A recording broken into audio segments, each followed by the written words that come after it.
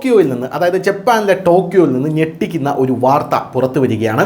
100 ആൺകുട്ടികൾ ചേർന്ന് 44 ദിവസം 17 വയസ്സുകാരിയ ഒരു പെൺകുട്ടിയെ അതിക്രൂരമായി ബലാത്സംഗം ചെയ്തു എന്നുള്ളതാണ് ആ വാർത്ത എന്ന് പറയുന്നത്.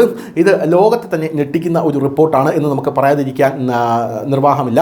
ഈ ബലാത്സംഗ ശ്രമം 44 ദിവസത്തിനുള്ളിൽ ഒന്നോ രണ്ടോ തവണയല്ല, 400 തവണ കൂട്ടബലാത്സംഗത്തിന് ഈ പെൺകുട്ടി ഇരയായി. അതായത് 100 ആൺകുട്ടികൾ 44 ദിവസം 400 തവണ ഈ പെൺകുട്ടിയെ കൂട്ടബലാത്സംഗത്തിന് ഇരയാക്കി എന്നാണ് ടോക്കിയോയിലുള്ള മാധ്യമങ്ങൾ റിപ്പോർട്ട് ചെയ്യുന്നത്. ജപ്പാനിലെ സൈതാമ നഗരത്തിലാണ് ഈ കുറ്റകൃത്യം നടന്നത് എന്നാണ് നമുക്ക് അറിയാൻ സാധിക്കുന്നത്. 17 വയസ്സുള്ള ഇര പഠനത്തിൽ വളരെ മിടുക്കിയായിരുന്നു. സ്കൂൾ വിദ്യാഭ്യാസം പൂർത്തിയാക്കിയ ശേഷം സ്വന്തം പണവുമായി ഒരു യാത്ര പോകാൻ അവർ ഒരുങ്ങുകയായിരുന്നു. പഠനത്തോടൊപ്പം കുറച്ച് പണം സമ്പാദിക്കാൻ ഒരു പാർട്ട് ടൈം ജോലിക്ക് ഈ പെൺകുട്ടി പോവുകയായിരുന്നു. ജോലി കഴിഞ്ഞ് വീട്ടിലേക്ക് മടങ്ങുമ്പോഴാണ് ഏകദേശം 16-17 വയസ്സുള്ള 2 ആൺകുട്ടികൾ അതേ വഴിയിലൂടെ വന്നത്.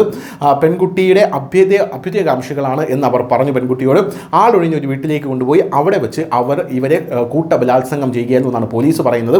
ഇതോടെ പെൺകുട്ടി തൻ്റെ വീട്ടുകാരെ വിളിച്ച് താൻ എവിടെയായിരുന്നാലും സുഖവും സന്തോഷമായിരിക്കുകയാണ് എന്ന് പറയുന്നുണ്ടായിരുന്നു. കാരണം പെൺകുട്ടിയെ ഇവർ ഭീഷണിപ്പെടുത്തി. എന്തായാലും പെൺകുട്ടിയെ ബലാത്സംഗം ചെയ്ത ശേഷം പ്രതി അവളെ വീട്ടിൽ പൂട്ടിയിട്ട് കൂട്ടബലാത്സംഗത്തിന് ഇരയാക്കിക്കൊണ്ടേയിരുന്നു. എല്ലാ പരിധികൾക്കും അപ്പുറമുള്ള ക്രൂരതയുടെ തുടക്കമായിരുന്നു ഇതാണെന്നാണ് പോലീസ് പറയുന്നത്. പ്രതികളായ ആൺകുട്ടികൾ അവരുടെ സുഹൃത്തുക്കളെ കൊണ്ടുവന്നു, സുഹൃത്തുക്കളുടെ സുഹൃത്തുക്കളെ കൊണ്ടുവന്നു. അങ്ങനെ ഈ ബലാത്സംഗം തുടർന്നു.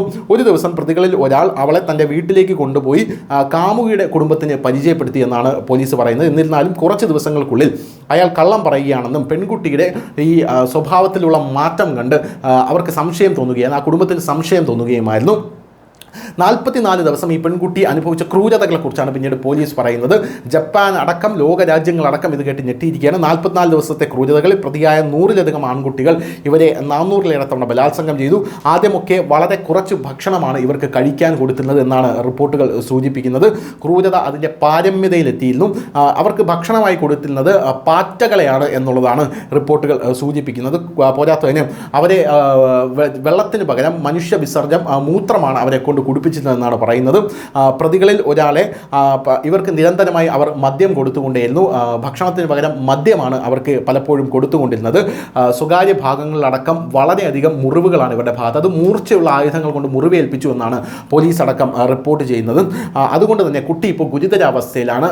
സ്വകാര്യ ഭാഗത്തിലുണ്ടായ അണുബാധ കാരണം ഇപ്പോൾ കുട്ടി ഗുരുതരാവസ്ഥയിലാണെന്നാണ് അറിയാൻ സാധിക്കുന്നത്. എന്തായാലും ഇപ്പോൾ ആ പെൺകുട്ടി അവരുടെ ശരീരം പൂർണ്ണമായും തളർന്ന് ആശുപത്രിയിലാണ് എന്ന റിപ്പോർട്ടുകൾ ഉണ്ട്. എന്തായാലും ഇത് എങ്ങനെയാണ് ലോകമറിഞ്ഞത് എന്നുള്ളൊരു ചോദ്യമുണ്ട്. ഈ കുറ്റകൃത്യം ചെയ്തിട്ടും ഈ ആൺകുട്ടികൾ മറ്റ് പെൺകുട്ടികളെയും ലക്ഷ്യം വെക്കുന്നത് തുടർന്നു. അതായത് ഈ പെൺകുട്ടിയുടെ അടുത്തേക്ക് മറ്റ് പെൺകുട്ടികളെയും കൊണ്ടുവരാനുള്ള ഒരു ശ്രമം ഈ ആൺകുട്ടികൾ നടത്തി. അവരിൽ ഒരാളെ പോലീസ് പിടികൂടിയപ്പോഴാണ് ഈ പെൺകുട്ടി ഇവിടെ ബന്ദിയായിരിക്കുന്ന കാര്യം യഥാർത്ഥത്തിൽ പുറം ലോകം അറിയുന്നത്. ചോദ്യം ചെയ്യലിലാണ് പോലീസ് ഇപ്പോൾ ഈ വലിയ സംഭവം, ജപ്പാനെ തന്നെ ഞെട്ടിച്ച ഒരു വലിയ സംഭവം പുറത്തു വരുന്നതും. അബദ്ധവശാൽ ആണ് ഇത് പുറത്തു വരുന്നത്. എന്തായാലും ഇത് പുറത്തു വന്നതോടുകൂടി ഈ പെൺകുട്ടിയുടെ കുടുംബത്തെ ഈ കാര്യം അവർ അറിയിച്ചിട്ടുണ്ട്. എന്തായാലും ഇത് അറിഞ്ഞതോടുകൂടി ഈ പെൺകുട്ടിയുടെ അമ്മയ്ക്ക് മാനസിക രോഗം ഉണ്ടായി, അവരുടെ മാനസിക അസ്വാസ്ഥ്യം ഉണ്ടായി എന്നാണ് പറയുന്നത്. എന്ന് പറഞ്ഞാൽ പിതാവിന് ആരോഗ്യം വളരെ വഷളായി എന്നും ഇപ്പോൾ റിപ്പോർട്ടുകൾ സൂചിപ്പിക്കുന്നുണ്ട്. എന്തായാലും ഈ പെൺകുട്ടി ഇപ്പോൾ അവരുടെ ഐഡൻറ്റിറ്റികൾ രഹസ്യമായി തന്നെയാണ്, ഈ പെൺകുട്ടിയുടെ ഐഡൻറ്റിറ്റി രഹസ്യമായി തന്നെയാണ് പോലീസ് വച്ചിരിക്കുന്നത്. അതുകൊണ്ട് തന്നെ ഈ പെൺകുട്ടിയുടെ പേര് വിവരങ്ങളൊന്നും തന്നെ ഇപ്പോൾ ഒരു മാധ്യമങ്ങളും പുറത്തു വിട്ടിട്ടില്ല.